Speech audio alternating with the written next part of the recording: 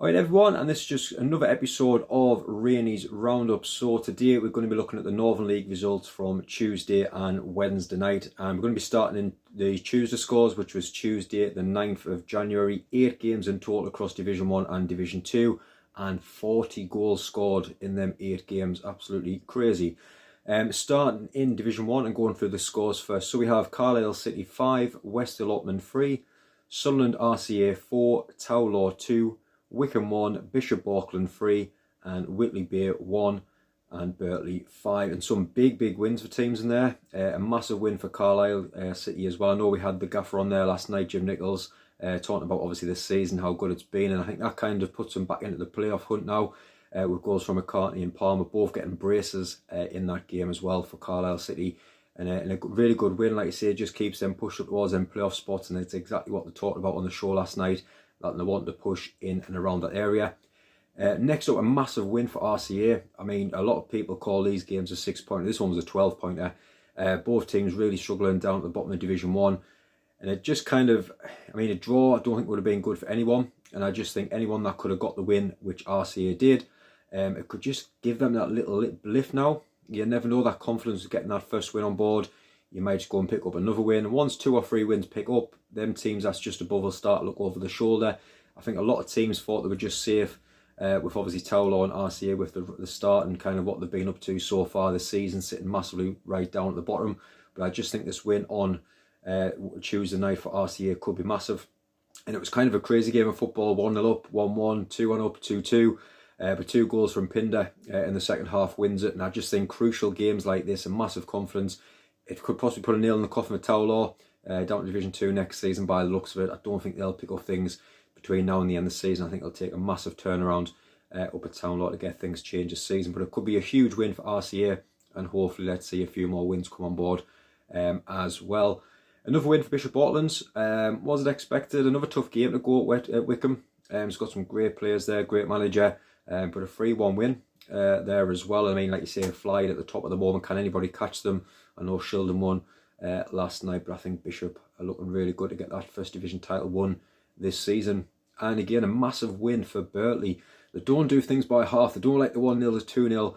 This one was actually a 5-1 win at Whitley Bay. 261 in attendance there, which is fantastic. 2-1 up at half time, but obviously Mac George sent off a Bay. And then obviously second half goals, including a penalty from Alex Francis as well to get them points on the board for Birtley Town. And that's a roundup for Division 1.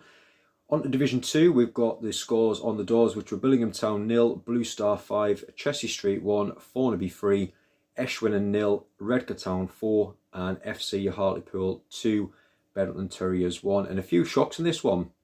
But first up, obviously Blue Star 5-0 at Billingham Town. And I think a few fans in the group yesterday put on time. It's now changed, and I can't get my words out. Time is now for a new manager at Billingham. A lot of people have kind of said he's run out of ideas. It's not very good on the pitch. And I think, like you say, drubbing off Newcastle Blue Star midweek. I think a lot of fans kind of expected defeat, but I think a lot of fans who I've spoke to said it wasn't very clever to watch. Not the best, but like you say, a very comfortable win. Obviously, Billingham as well, 2 men sent off, and Oliver Khan sent off in 55 minutes, and Oliver Swan on 87 minutes. And it's just tough times, like you say, lads suspended.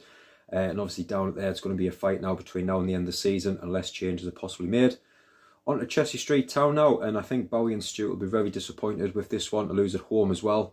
1-1, but then Beatty sent off in 50 minutes, and a brace for Milburn for Thornaby. And I think 3-1 Thornaby, great win. Like you say, not a result that's expected. Now Chelsea Street Town's having a great season, so that's a really good win for Thornaby as well.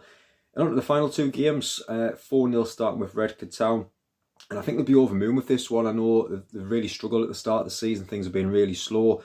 But a few signings coming in over the next kind of few weeks, over the last few weeks, sorry. One being Williams, and again, a couple of goals there. And I think that might help them push up the table. I know they play around the hub on Friday night against West End. I think that'll be another 6-pointer game down at the bottom. I know West End's played about 6 or 7 games more than everyone else. And they'll start to look over the shoulders now as wins start to come from teams below them as well. And a great win again for FC Hartlepool, doing great in the first season in the Northern League. 2 sent off, 1 for both sides, but I just think 2-0 up. Spalding on 17 minutes and Henderson on 14 minutes getting that early lead. And like you say, Benetton, a very good side as well. So I think that's a massive win for FC Hartlepool. But that's our roundup for Tuesday. Keep watching for Wednesday.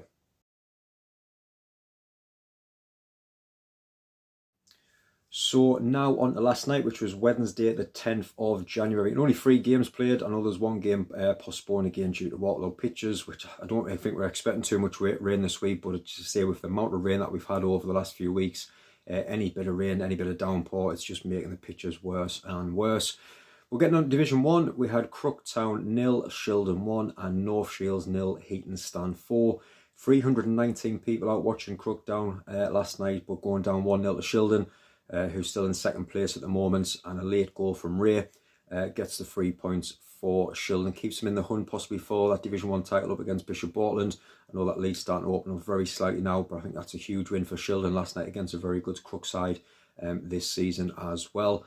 And the second game in Division 1, North Shields, and it was just nice to see North Shields back on their football pitch, and what an attendance as well. 537 people turned up to watch last night. Heaton Stand, very comfortable. Obviously, Carr, Hopper and Stevenson 3-0 up after 23 minutes, kind of killed the game off. But fair play to North Shields, kept fighting away, but Say on 69 minutes made it 4-0 to Heaton Stand, and that was kind of game over. And that moves Heaton Stand now into 6th place, leapfrogging Carlisle City. And into Division 2, just the one game last night, Prudhoe 1, Blythetown 2. And Bradlow scores quite early after 15 minutes for Prudhoe. But like same around the hub the other night, but Blyth went 1-0 down.